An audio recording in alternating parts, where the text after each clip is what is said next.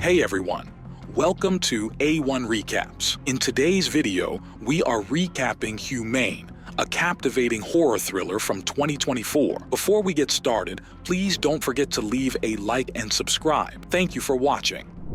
In a futuristic world, humanity is facing a deadly crisis: scarcity of food, water, and other resources, which needs immediate action. The governments have decided to reduce their populations, and for this, all international borders will be closed, and every country will have 1 year to complete population reduction goals. People stand under scorching sunlight with umbrellas to get water from a truck as Department of Citizen Strategy employees get a body from the house, and 2 piano movers, they notice banners on the roads encouraging people to get enlisted for their euthanasia program. They arrive at a mansion owned by a former news anchor named Charles York to drop his piano. While they are working, they hear an interview on TV with Professor Jared, who speaks in favor of the euthanasia program. He is an anthropologist and son of Charles York. When the news anchor states that only people over age 18 can be enlisted for the program, and whether he thinks the age limit should be lowered or not, Jared agrees with this suggestion, mentioning his 10-year-old son. After hearing Jared's statement about lowering the age limit, piano movers swear at him for not being enlisted himself, but they soon apologize to Charles, realizing that he is Jared's father. A family portrait shows Charles's family, including his wife, Dawn Kim, his 2 daughters named Rachel and Ashley, his son, Jared, and his adopted son, Noah. Charles arrives in the kitchen and looks at his wife, Dawn, who is preparing for the family dinner. As Charles dumps the alcohol in the sink, he informs Dawn her idea of putting the piano in the bedroom is perfect, and she should come and see for herself. However, he notices that his wife has become emotional, so he apologizes to her and hugs her. The news on TV reveals that their daughter, Rachel's pharmaceutical company, is facing a lawsuit. Jared arrives outside his parents' home, but before he can go out, he gets a call from his wife, Beth, who is angry at him for his comment about their son in the interview. She tells him their son Lucas has seen it, and he is crying. Jared tries to convince her that the interviewer twisted his words, but Beth refuses to hear him and cuts the call. An annoyed Jared gets inside the house and goes to the wine cabinet, which is empty. He asks Dawn if Noah is coming, and she says yes. Charles gets upset when he finds his daughter Rachel arriving with his granddaughter Mia. He had strictly warned her that it was an adult-only evening, but when Rachel threatens to leave, he allows her to stay with Mia. As Charles asks Rachel about her lawsuit, she scoffs and leaves. Meanwhile, Noah arrives outside the mansion but gets nervous and cannot get inside. He calls his girlfriend Grace, who tries to calm him down but soon realizes that he is uncomfortable, so she asks him to return home. When Noah is about to leave, his half-sister Ashley arrives and asks him to go with her. She is a struggling actress who is disappointed with her failure. She informs him that she has just performed in a video game commercial. Noah tells her about his girlfriend Grace, who he met at an AA meeting. She is not happy he didn't tell her sooner, and so he apologizes to her, and both agree to never keep a secret from each other again. As they enter, Charles warmly hugs Noah, and both Rachel and Jared look at each other in shock. They all sit at the dining table and Dawn serves them food. She used to be a celebrity chef, but some racist people burnt her restaurant. Charles stands up, makes a toast, and thanks everyone for joining them tonight. He apologizes to his children for being so busy with his work and not spending enough time with them. Rachel demands to know why their father invited them tonight after so long, and Charles tells them that he and Dawn have decided to enlist. Rachel gets angry and starts screaming profanities, which makes Charles angry, so he asks her to shut up. He clarifies to his children that he decided to enlist because he would have hated seeing one of his children get drafted. So he took this action to save his family from future enlistment. However, Jared tries to argue with his dad that according to the rules, only 1 person per family can be enlisted. Parents can take the children's place, but the rules do not apply to rich people like them.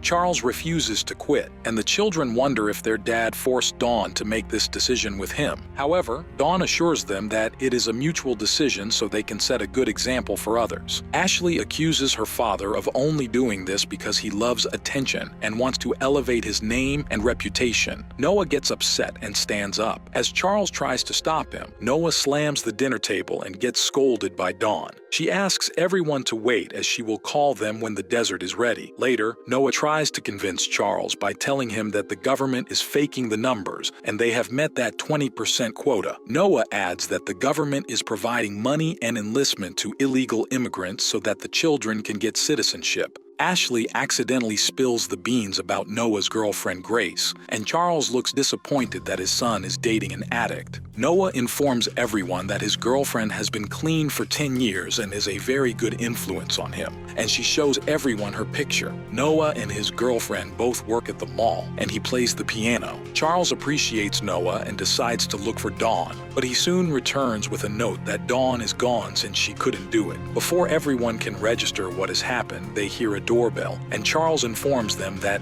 they are expecting DOC employees for the procedure, but they are earlier than the decided time. Charles invites the DOC representative named Bob inside and informs him that Dawn has left, and they want to postpone the procedure until she returns. Bob wants to talk privately with Charles to have him sign the cancellation papers. Charles wants to sign the paper after reading them first, but he gets bothered by some points and ultimately decides to complete the procedure. As Bob prepares for the procedure, Charles lies in his bed, and all his children stand beside him while Noah plays the piano. Charles apologizes to his children, and they get emotional. Bob injects an anesthetic into Charles's system, which puts him to sleep, and then Bob injects a red liquid to euthanize him. When they take the body of Charles away, Bob shocks everyone by informing them that he needs another body since he was promised 2 bodies. He warns the siblings that they have only 2 hours to decide who will take the place of Dawn. He takes Mia with him since children are exempted from this procedure. On a question about what Bob said to Charles, which convinced him to go for the procedure, he informs them of the real reason. When a person backs out, his bank accounts are frozen, his assets are taken, and he goes to jail for the rest of his life. The factor that bothered Charles most was that his name would be on the cowards list, so he chose his death. Jared tries to convince Bob to leave them alone as he knows important people, but Bob seems unbothered. He informs them that he has cut all the internet and landline connections so the people inside cannot connect with someone from outside. Bob advises the siblings to go into separate rooms, think about their lives, and decide who is a bad guy. He also gives them notes that they had made about their family. While Bob reads the information about Rachel on her face, she gets angry and punches his nose, and he starts bleeding. Instead of getting angry, Bob decides to leave and inform the siblings that if they have made the decision, they should flick the porch lights on and off. As all the siblings go through the papers, Ashley checks her father's email. She reads the information about her on papers, which states that she is melodramatic, which makes her very angry. She starts screaming and throwing stuff in anger. Rachel gets an idea and takes a chef's knife for her safety. When the siblings reunite, Jared simply states that Noah should be the one who should die as he has been a drug addict and killed a woman. Ashley does not agree with Jared. Instead,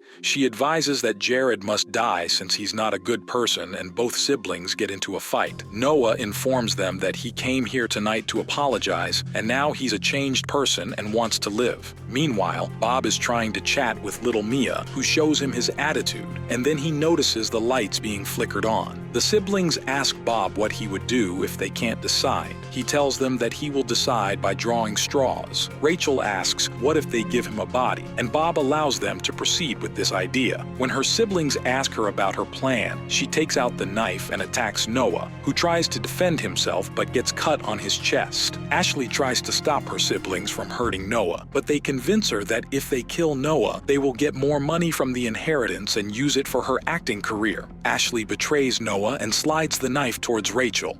She informs her sibling that Noah's inheritance is already paid as her father paid the money to the family of the woman who died by accident from Noah. All siblings surround Noah. As Jared tries to attack him with a pointy object, Ashley has pepper spray while Rachel has a knife. Noah beats them up and hides in a room. Jared follows him, but Noah defends himself with the trophy and hits Jared in the face. Ashley puts pepper spray on Noah's eyes, and when he tries to run away, Rachel hits him with a knife in his back. Meanwhile, inside the van, Mia goes to the washroom when Bob receives a call that Dawn has been caught, but he keeps the news secret and informs his employees to take her to the headquarters. Noah, who is locked inside his father's room, tries to call his girlfriend, but when he does not receive any signal, he throws it from the window, and the screen shows that the message has been delivered to Grace. Noah breaks a bench, picks its leg as a weapon, goes to the kitchen, and makes armor by wearing an apron and putting a plate inside it. He meets Ashley, who fakes being his friend, and they come across the childhood pictures when Rachel and Jared arrive from behind and stab Noah in his hand. Instead of helping her brother, Ashley runs away. Noah gets free and locks himself in a room again. He picks up a bat, and then Jared tries to enter the room. Noah throws the bat at him, and he hits Rachel with a fork, but Ashley hits him on the head from behind, and Noah gets unconscious. They all tie him and decide to stab him at once, but at the final moment, the doorbell rings, and the siblings get distracted and they go out to see who it is. They are surprised to find Grace, who starts recording everything. The siblings ask her to get help, and just as Grace decides to leave, she gets killed by dock agents. Bob informs the siblings that the body of Grace does not count as he wants the body of a family member, and the siblings get inside to kill Noah, but he has escaped from the trap. Noah has turned the lights off, and he comes at his siblings in the dark and stabs Ashley with a knife, hitting Rachel once again, who starts bleeding as he tries to kill Ashley. Rachel begs him to leave their sister and finally volunteers to get killed. Jared interrupts the speech and states that he is the one who deserves to die. Noah suggests that instead of them, Bob should die, but first, they tend to Ashley's wound. When the time runs out, Bob gets inside with his men and finds Ashley on the ground unconscious. The siblings trick Bob and take him and his guard hostage. Jared quickly picks up the gun as other guards walk in, and they make them hostages as well. As Ashley passes out, Bob tries to free himself but fails and finds himself ready for the procedure. Bob tries to negotiate with the siblings and tells them that if they hurt him, the government is going to take custody of their children. He also informs the siblings that they have finally found Dawn. Noah injects the anesthetic into Bob as the screen turns black. Noah plays piano at a concert while his family sits in the audience. Grace and Ashley are officially accepted as volunteers, and Bob appreciates their courage. It is revealed that the siblings blackmailed Bob and made a deal with him, whereas the euthanasia program continues.